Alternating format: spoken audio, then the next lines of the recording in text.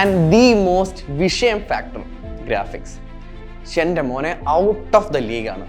ശരിക്കും യുബിസോഫ്റ്റ് ഗ്രാഫിക്സിൽ ഒരു പുതിയ കാൽവയ്പ് തന്നെ നടത്തിയെന്ന് വേണമെങ്കിൽ നമുക്ക് പറയാം. ആൻവിൽ എഞ്ചിൻ്റെ ഏറ്റവും ലേറ്റസ്റ്റ് വേർഷൻ ഉപയോഗിച്ചാണ് ഇത് ഉണ്ടാക്കിയിരിക്കുന്നത്. Weather simulations, lighting, real time world changing എല്ലാം ഒരു രക്ഷയില്ല. പൊപ്പൊളി റിയലിസം ആറ്റ് ഇറ്റ്സ് പീക്കാണ്. നമ്മൾ ട്രെയിലറിൽ കണ്ടില്ലേ ആ റാന്തൽ കത്തുന്നത്, മരങ്ങൾക്കിടയിലൂടെയുള്ള ആ സന്തോഷ് ശിവന്റെ ലൈറ്റിംഗ് എഫക്റ്റ്, മഴ മേൽക്കൂരയിൽ പെയ്യണത്, ഇതെല്ലാം ആക്ച്വലി ഗെയിമിൽ നമുക്ക് അതുപോലെ കാണാം. പിന്നെ ഉള്ളത് ഇസ് എൻ ഇംപ്രൂവ്ഡ് AI.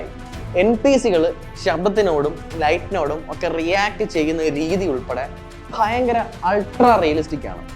ഇപ്പം മഴ പെയ്യുകയാണെങ്കിൽ അവരുടെ പാട്രോളിൻ്റെ രീതി തന്നെ മാറും. ഇവിടെ ആക്ച്വലി സ്റ്റെൽത്ത് കളിക്കാൻ ഭയങ്കര രസമായിരിക്കും. ബിക്കോസ് പ്ലെയറുടെ പ്രസൻസ് അവർക്ക് പെട്ടെന്ന് കിട്ടും. അങ്ങനെയുണ്ട്. ആൻഡ് നമ്മുടെ ആർമറിൽ ബ്ലേഡ് കൊള്ളുമ്പോൾ ഉള്ള ക്ലിങ് ക്ലിങ് ക്ലിങ് ക്ലിങ് ഉൾപ്പെടെ ഇതിൽ അതേപോലെ ഉണ്ട്.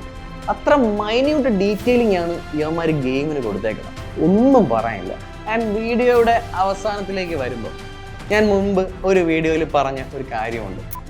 GTA 6 ലൂസിയയ്ക്കും ജെയ്സണും ഉള്ളത് ഒരു വലിയ ഭാരമാണ്. അവരെക്കാൾ മുന്നേ അവരുടെ പാത നടന്നു പോയ അവരുടെയൊക്കെ തലതൊട്ടപ്പന്മാരുണ്ടാക്കിയിട്ട സാമ്രാജ്യം കാത്തു സൂക്ഷിക്കേണ്ട ഒരു ചുമതല എന്ന പോലെയൊക്കെ. എന്നാൽ ഇവിടെ യാസുക്കയ്ക്കും ഷിനോബിക്കും ഉണ്ടായിരുന്നത് ഒരു സാമ്രാജ്യത്തെ കാത്തു സൂക്ഷിക്കുക എന്നൊരു ചുമതല മാത്രമായിരുന്നില്ല.